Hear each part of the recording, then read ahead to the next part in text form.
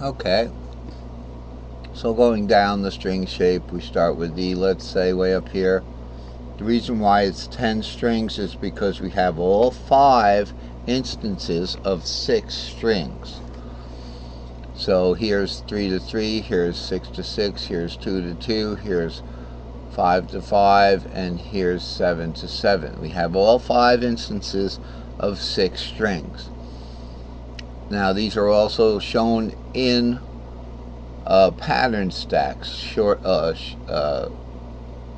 It's a stack of, S is for stack.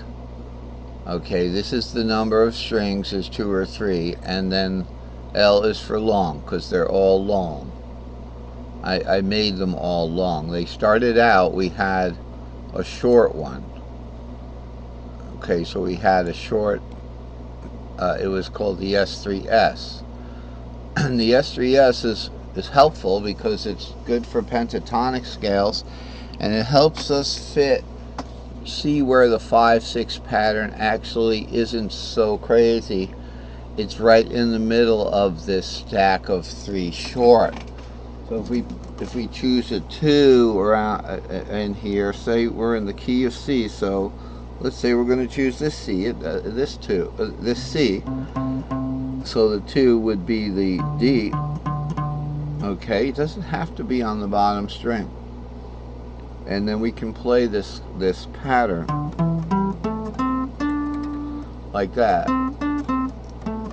2, 3, 5, 6, root 2. Okay, and you know from the diagram what comes before root is 7. And then the 4.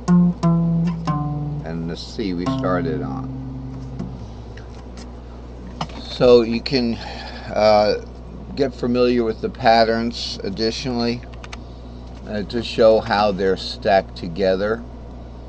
They're like bricks, but they want to stack together properly, like Legos. You know, you want to stack them together. But otherwise, they're all the same length, so they all have the L there. So the top and the bottom of them stack right together. And we have that information up here when we look at the fretboard. So we've got our C right there, 3, 4, 5, 6, 7 root. And then we stack right on top of that, starting again in S2L, but with the D shape. So G going to D is the 5th. We got 2, 3, 4, 5, 6. But now a strange thing happens. This has warped over. Because of the tuning warp, we brought the pattern to the right one. So it's already to the right one. Now we have 3 and 3 lining up. Whereas down here we had 3 and 3 off by 1, like that. Now I'm going to show you on Paint. Actually, we're going to do Paint right here. Yeah, I kind of didn't want that to happen because it's a waste of time. It kind of gets me talking about my desktop. But that particular photograph not only had so much green on it, I just greened the whole photograph and see it would look the same. All right, you know, we got a lot of growth in this yard. You know, it's wonderful. You know, every year. So what we have here is the Paint program. So what I wanted to show you on the, we can do it on the pattern stack. The thing is, it's a little hard to navigate around the Paint program. So if we look at that 3 to 3 right here, okay, so we're not going to look at anything else because we don't want to mess it up. We don't want to get confused. So let's just say we'll make this go away for a minute. And we're going to take the top 2 strings of this pattern and just move them over like that. Okay, there we go. So now we have our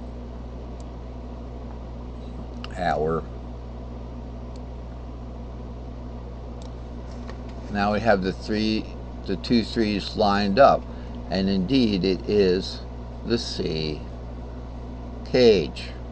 It's our familiar C cage, and we would have our fret nut right here, if you wish, But you don't have to play the C cage in the open position where these would be the open notes. So E would be the third of C, A would be the sixth of C, D would be the second of C, G would be the fifth of C, and B would be going to the B note, B would be the seventh, etc. You don't have to have that going on.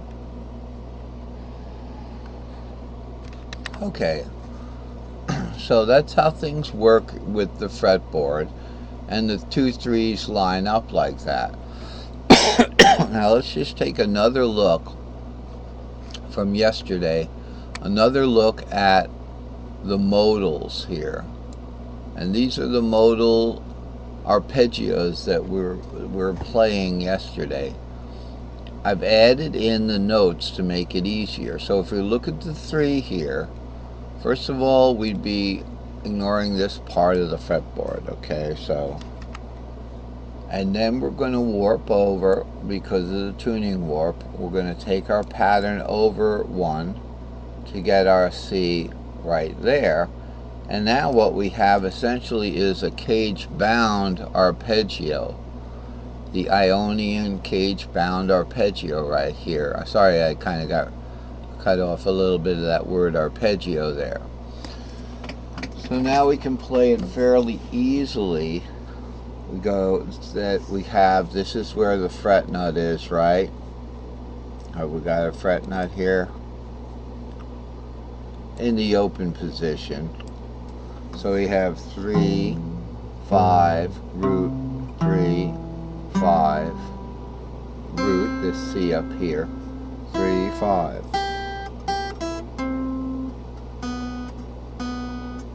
That I know is the B. Could be any other note. So we have second inversion, 5 root, 3. In our C we certainly have the root here. Okay, then we have first inversion starting on the E. We have a nice shaped chord there. 3, 5 root. It's kind of like a sinking D minor shape.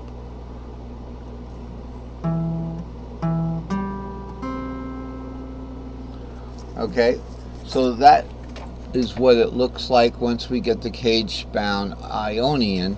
But let's take it one step further. Let's look at the string shapes involved. We're using the 3 and the 5 in the C string shape. We're using the root in the 7. We're using the 3 in the D string shape, etc. The 5 in the A, the root in the E string shape. And this is where they live. And the 3 in the C string shape once again, 3 and 5. However, another interesting thing, if we wanted to play a pentatonic scale, it would go 3, 5, 6, root for an S3L there, and then 2, 3, 5, 6, warp over the top of that S3S, or 2, 3, 5. So we can see that the Ionian triad arpeggios, or your basic chords, root, first inversion, second inversion, root, first inversion, second inversion, they are contained in the pentatonic scale.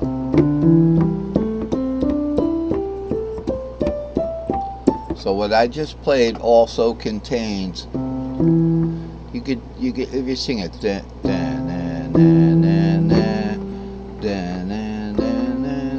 know, it's contained in there, you know. So if we play that pentatonic scale, I can actually play it easier without the capo.